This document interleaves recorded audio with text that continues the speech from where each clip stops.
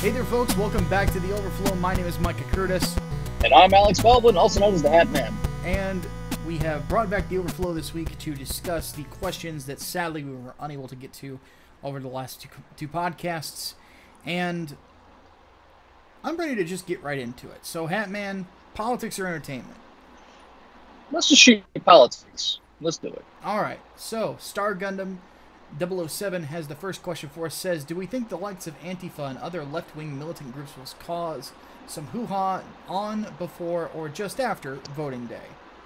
Most likely. All of the above. I mean, they can't take losing, and as the polls show right now, they're not going to win. Again, Nope. Go out and vote to make sure that doesn't that they don't win. But no, it wouldn't surprise me if there's voter intimidation. It wouldn't surprise me if anything like that happened, because you got to keep in mind, this is the first election that Antifa will be making their presence possibly known at. Yeah, I would not be the least bit surprised if we actually had factions at polling places. Yeah, that would be, yeah. It's possible, and it makes me angry that the beer that Homeland Security, only the office out of New Jersey has declared these psychos to be terrorists, as opposed to the entire bureau. Mm-hmm. So hopefully that'll happen in the future. The sad thing is something like that would have to happen, like mass voter intimidation would have to happen before they would probably consider doing it. Certainly seems that way, or maybe like outright, large-scale terrorist attacks, like with Weather Underground and such. Yeah. But I mean, like, we've got Hillary Clinton even just today was talking about how until the Republicans are out of power, they should expect incivility. Like, it's not their role to be civil towards them. And see, that's, shit like that is just egging these cells on. Oh yeah.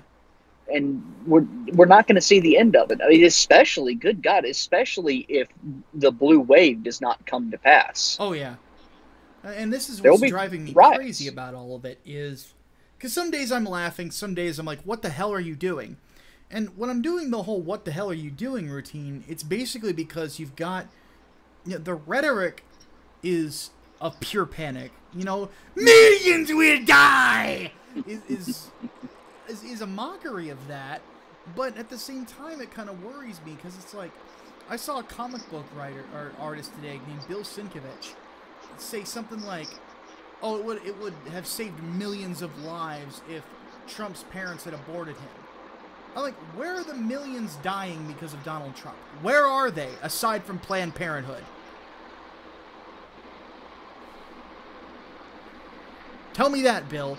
But that sort of rhetoric doesn't help anything. No. And you wonder why people are panicked. It's because the people that these people trust are telling them these things that are wrong, and then they panic and they go crazy over it because they think that the world's at threat when it's not. We live in statistically the safest time in human history. It's ridiculous. No, you got to find a problem to solve, basically. Yeah. All right. Next question we have is from I'm Your Pepper. It says, whatever happened to Milo? I know he got banned after Twitter, but what else? I kind of miss him. Well, his star has faded. I think that's a safe thing to say. And I say that as somebody who liked him. I say that as somebody who collaborated with him on an article once. He had used research that I had done into Jonathan McIntosh. And oddly enough, after the article was published on Breitbart, it wasn't too long afterwards that he and Anita apparently split. So, not saying that that I had anything to do with it. I'm just saying that, it's a possible thing that could have added to that. But anyway, I think that part of the problem is that the longer, sunlight is the best disinfectant. Not saying that Milo's a bad guy, but there were some things that Milo had said after that and some things he had said during sort of his rise that were a little much. And I honestly think that the feud with Ben Shapiro hurt him. Yeah, I think so too. Because, you know, Ben is possibly the most beloved conservative by millennials. He is certainly better off now than he was then. Yeah. Contrast to Milo. I mean, he's basically Milo's foil at this point. And I also think that there are other things that Milo has said, like, since the big hoopla about him that caused a lot of people to kind of back away. I thought his comments on Jordan Peterson were ridiculously ignorant. Not to mention some of the people that he pals around with don't help either. Vox Day being a big one, being one of them. Some of the stuff that some of his conversations with Stefan Molyneux really haven't helped him either. I mean, it just, I don't get it. I think that the company you keep can oftentimes hurt you, and I think when you're palling around with guys like Vox Day and Cernovich and others that are kind of cut from the crazy wing of Republicans, it doesn't help. You know, you gotta be very careful with who you associate with. Yeah. So that's. I still follow. Go ahead. Okay. I still follow him on Instagram. Believe it or not, yeah, I use Instagram, but mostly to post pictures of KeyCat. And I'll see the things that he's doing every now and again, and it's basically like him going out, having expensive dinners, drinking champagne, like he's a socialite, basically. Yeah. And that to me just says like he's not taking anything really seriously. Mm-hmm. And I get it, like he's always been a diva. I can't even say like a bit of a diva. He's been a straight up diva, you know, for as long as he has been relevant to any of our conversations. But at some point, you do have to just, you know, sort things out. And he went on a rant on Facebook a few months back, basically saying like nobody had his back when people came to attack him. Nobody had his back, and his so-called fans weren't there to support his new ventures and such, and this, that, and the other thing. And I'm like, you stopped doing campus tours. I don't even know if you're still writing like the follow-up to Dangerous. Your website's not really doing that well because it's not being promoted anywhere. Like, what are you doing? I mean, it just seems way too disorganized. Yeah, he has his podcast, but that's about it. Yeah, like, honestly, I think quitting Breitbart was one of the worst possible things that he could have done. I mean, he was becoming the face of that site very, very quickly. Yeah. And then he just got shot down. Well, the thing is that Dangerous could have, or both the book and the website could have become a good, you know, place for news, but it just kind of felt like he didn't really put a lot into it. Yeah, well, the book itself was fine. My only issue with it was, and I know I reviewed it on a previous podcast, I don't remember how long ago it was, to be honest, but the only problem was, like, the audience that would read it pretty much already knows everything that's in there. It's nothing really new to them. I think that were I in his shoes, I would consider honestly going into activism. Yeah. Hear me out on this. Well, I know you agree, but one of what little I have the audiobook of Dangerous, and what little I've listened to it, the one part that really struck me was when he discussed Planned Parenthood.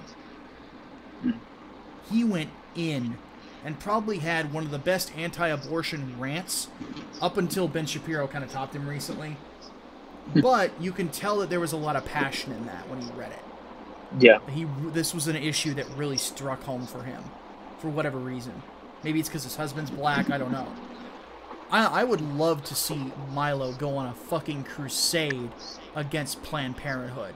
I think he could actually do a lot of good that way. You know, because one thing that I had noticed is that women liked him a lot.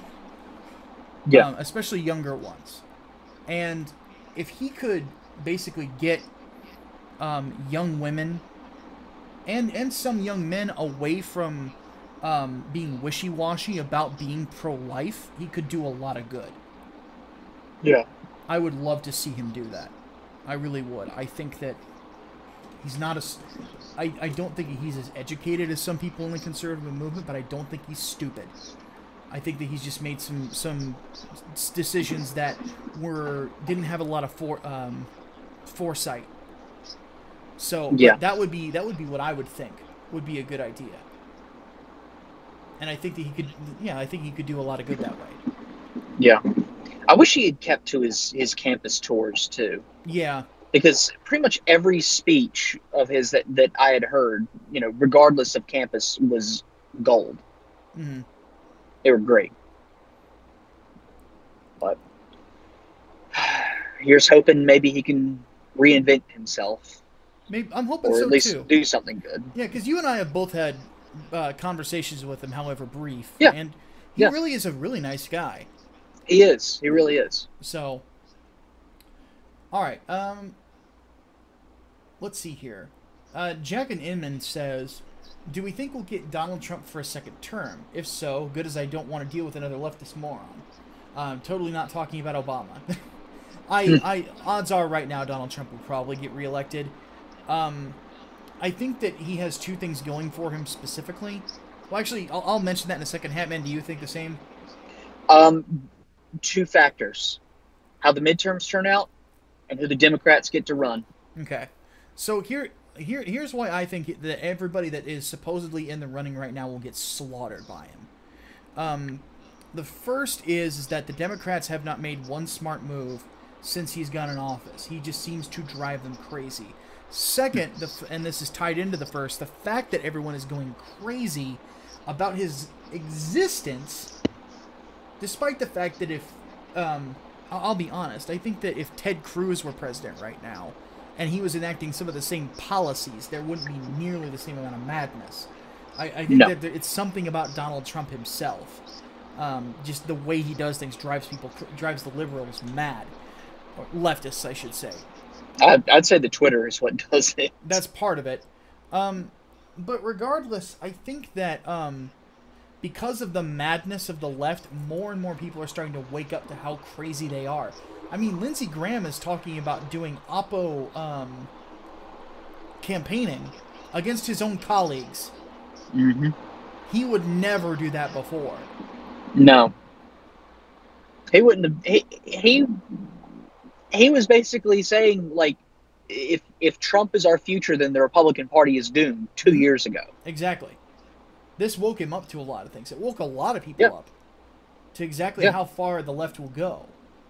And there's some people I've talked to local that are conservative that watched the Kavanaugh stuff, and they were mortified by it. Mm-hmm. So...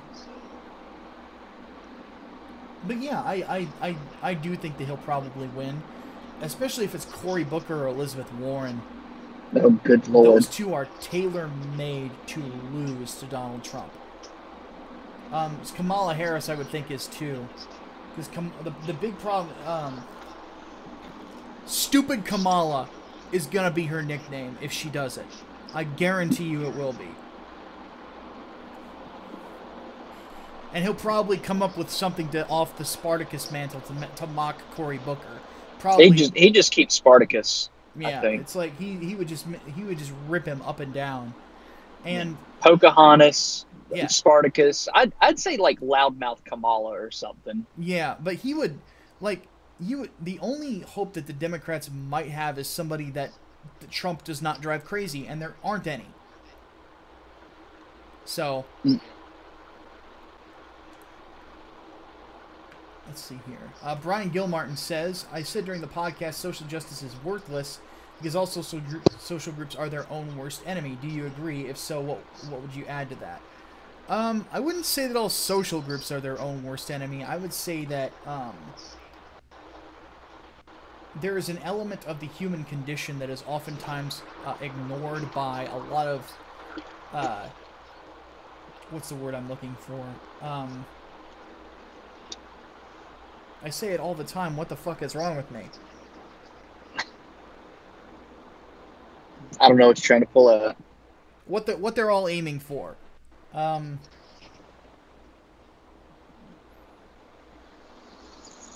Goals, ideology, utopian pursuits. Utopian. There you go. That almost all utopian pursuits ignore the human condition, and that's generally the issue. Is it's self-defeating because it ignores the human condition. The humans are self-interested. So I would say that's what makes social justice worthless. That and the fact that it's not really based on actual justice. It's based on mob rule. And there's no basis in evidence for it. And that, I think, is the biggest problem it runs into. Well, it's a different definition of justice. I mean, it derives from John Rawls's A Theory of Justice, which in itself is largely based in Marxist thought. Yeah. The idea that you should not strive for an equal society, but an equitable society, where sometimes you need to tip the scales in order for everyone to be on a level playing field, which makes really no sense anyway. Because where does that line of logic end? Well, it always ends in violence. Yeah. Yeah. You can't give things to the people who don't have them for whatever reason and then say, you don't have this because you're not good enough, so we're giving you a handout. Mm-hmm. Like, that's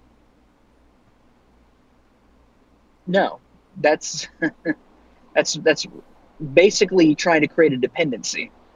For better or worse. Yeah, you can't do that. The only way that utopian pursuits ever end up is when the whole nation are slaves to the government itself. Yeah. Yeah. Then everyone's equally poor. Congratulations. Nobody's oppressed when everyone's oppressed equally. Yes. No worry, comrade. We make everyone broke. Then you are equal. But some of us more equal than others.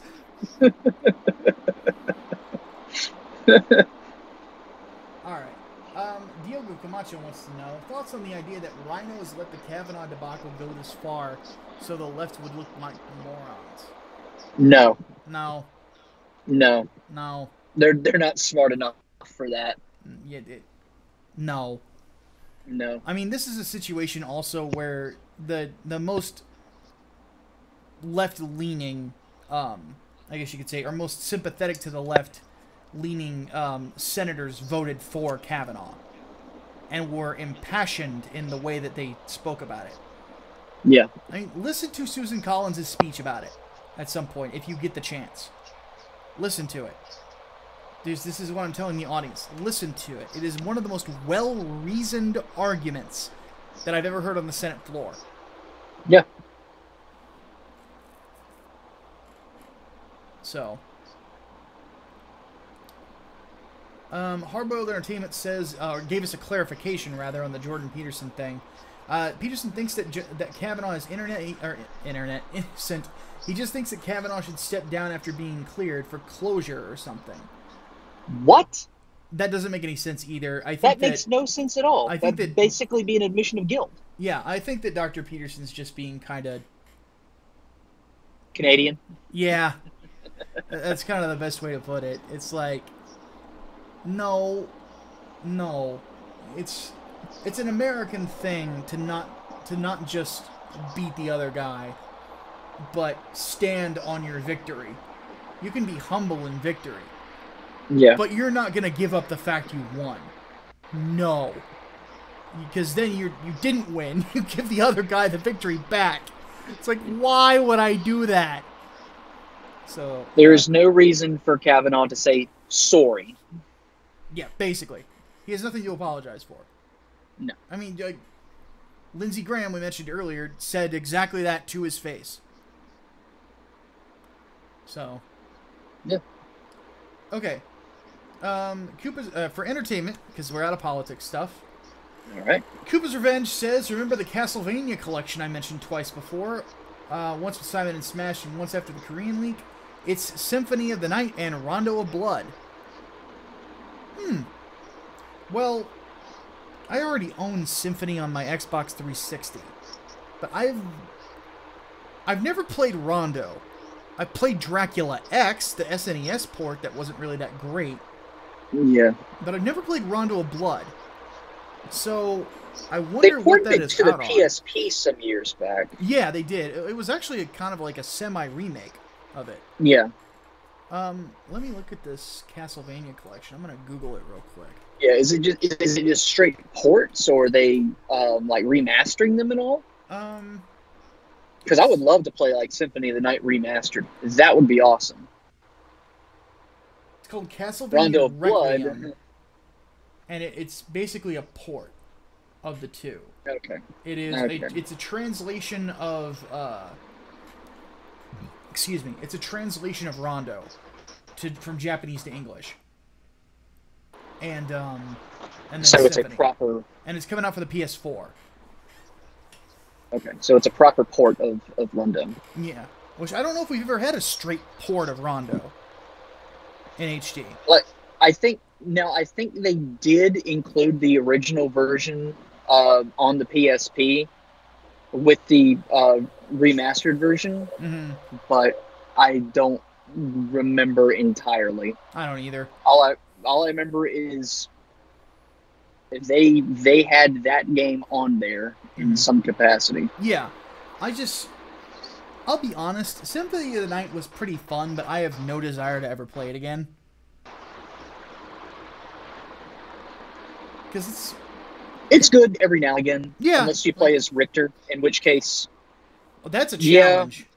Yeah, that is. I think it's because I've beaten it as Richter that I have no desire to go back. Yeah, I still have not. Inverse Castle is a pain. That's some Dark Souls shit. Well, it's Dark Souls before Dark Souls is what Castlevania is. Well, that and his moves are just like so frustrating. Like that uppercut jump that he does. Yep. God, that is murder on your fingers. Yeah, especially imagine doing it on a 360 controller. And you can't use the analog stick. Well, I don't use the analog stick anyway. I play it like a man. Ugh. But yeah, I might pick it up at some point though. Crystal Wing. It's Castlevania. Yeah, exactly. I love Castlevania. So, all right, Crystal Wing wants to know: have we ever read a manga called Murcielago? I discovered it recently. It's jumped to my top 5 manga. I have never even heard of it. Murcielago? Yeah. No, I have not heard of that either. Let me look it up. What kind of Spanish manga is this? Well, that's the name of a Lamborghini. So, seeing some waifus.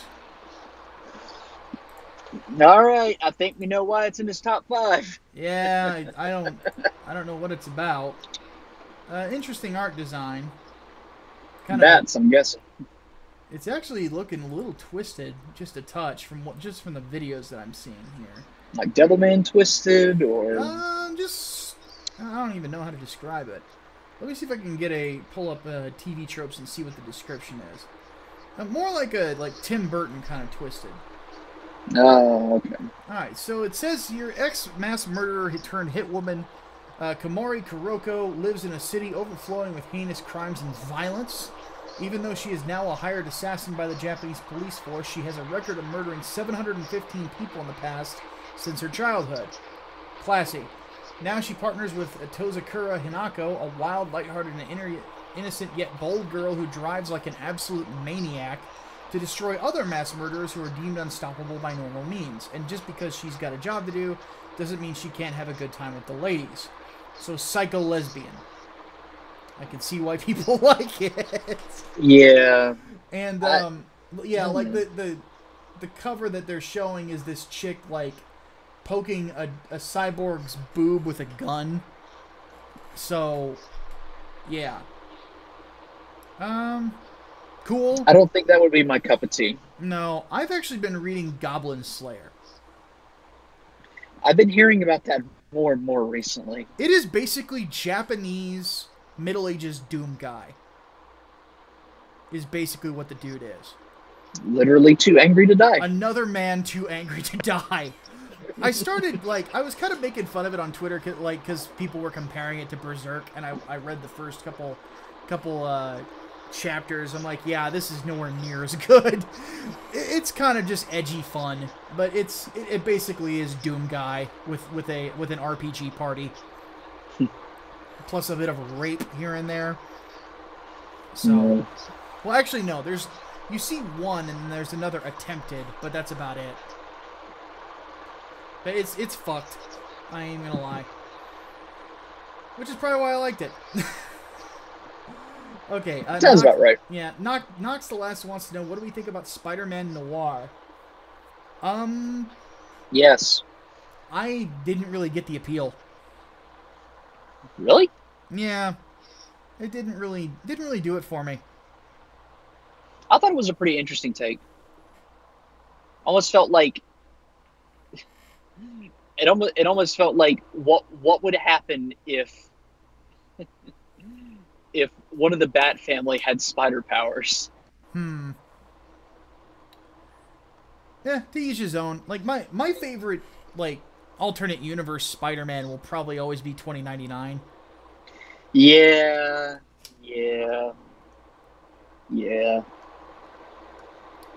I can't get over the fact that 2099 also reminds me of Batman Beyond.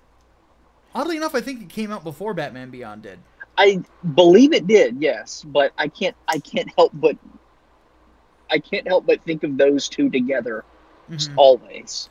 See, the only 2099 titles though I really think were worth reading though were Spider-Man and Ghost Rider. Because Ghost Rider 2099 is just a really fun cyberpunk romp. I never read Ghost Rider 2099, but now I kind of feel like I should. It's fun. It's just a fun story. Evie. And again, Ghost Rider now, freaking Frank Castle, the cosmic Ghost Rider, and Thanos' right hand. Yeah, I didn't really care. How? I don't even know. I haven't even read the miniseries. Makes so no sense.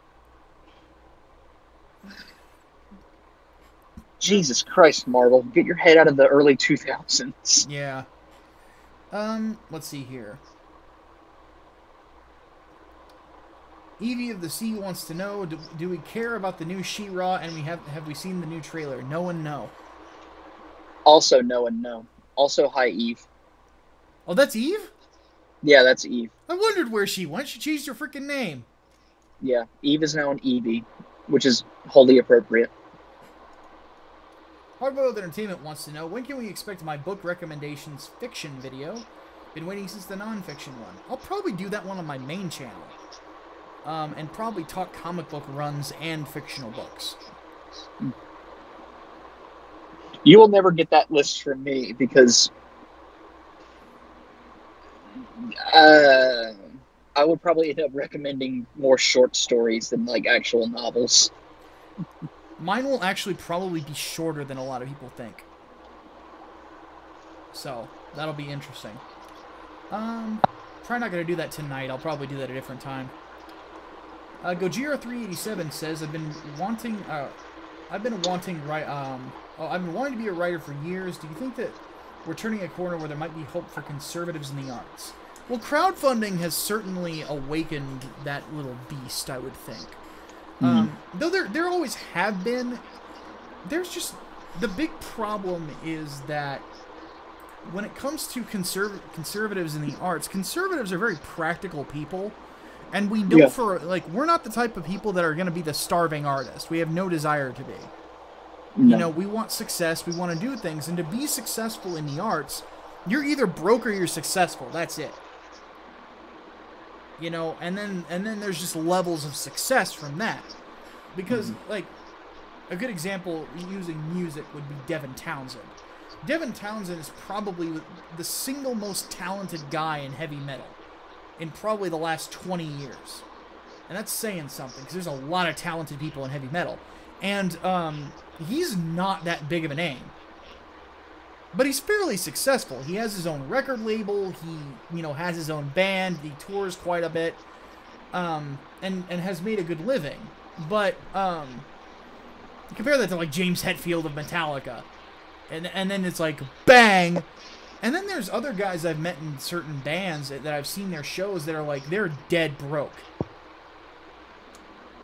And it's just, it's not that different than other people. It's like, there's not a whole lot of, like, a middle class. Whereas if you're in, like, insurance, security, hotels, what else is there that I'm forgetting? Retail even, or things like that. There's ways to be low, middle, and high class, in a sense. Mm-hmm. Or at least low, middle, and then transition to high. So, yeah, it's... The simple fact that there is no middle class for the arts, it seems, is part of the reason why a lot of conservatives avoid it and just kind of do it on spare time. But then again, that's my advice for people, is like, don't do it as a primary. You will not make money that way. It seemed like... Yes. I was on a podcast called Renovations with this husband and wife duo, and they had asked me that question point blank about YouTube. I'm like, no. This will not make you money. It's like, there's no middle class in YouTube either. You're either making a lot of money or you're not making any money. And that's part of the reason as to why so many people have, why Streamlabs is becoming more popular in Super Chats. Mm-hmm. Is because, like, people are basically making money, not so much off of advertising revenue like any other broadcaster would, but rather in donations. So, yeah. But yeah, it's getting there, but it's not at a point where I would say you could abandon your day job, Even if the books that I'm wanting to do are successful, I don't think that I'll be at like an Ethan Van Sciver level of success. That would be awesome if they did. I think that as time goes on, I have the writing ability to get there.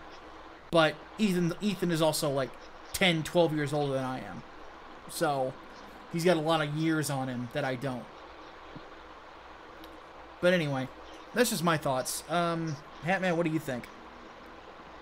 I mean, I think part of the reason why you don't hear a whole lot about, like, successful conservative writers anyways, a lot of them just don't make a big fuss about it.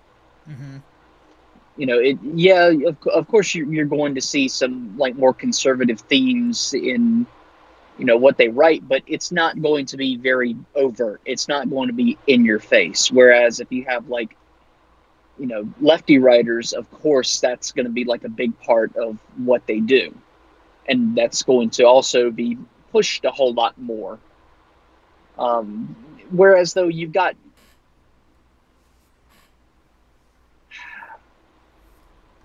someone like Cormac McCarthy, for example.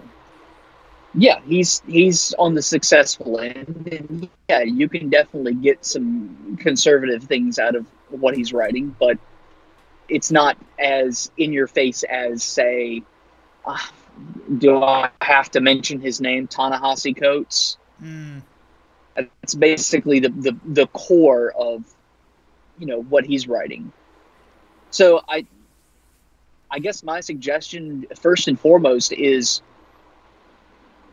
like always, make sure that you're telling a good story first. Yeah. Politics can come second or third even. But make sure that you're telling a good story first. And at the end of the day, that should be the goal. Success, it may come or it may not. But if you've told a story or written something that people enjoy, that should be a reward in itself. You made something and people found it worth their time. And that's an accomplishment.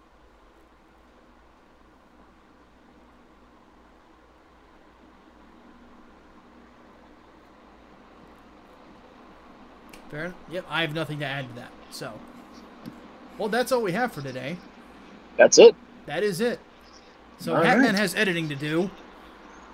Yes, I do, because I'm sober now, so I can edit. For those who don't know, I finished the second issue of writing of Project Lazarus, and probably going to take a break tonight to relax, and then tomorrow get back at it. So, but I'm hoping to come up with a plan with, there's a 3-person group working on basically a condensed universe. I'm going to get together with one of those people tomorrow to discuss it and where we want to go forward, and that's basically the long and short of it. So, fun times.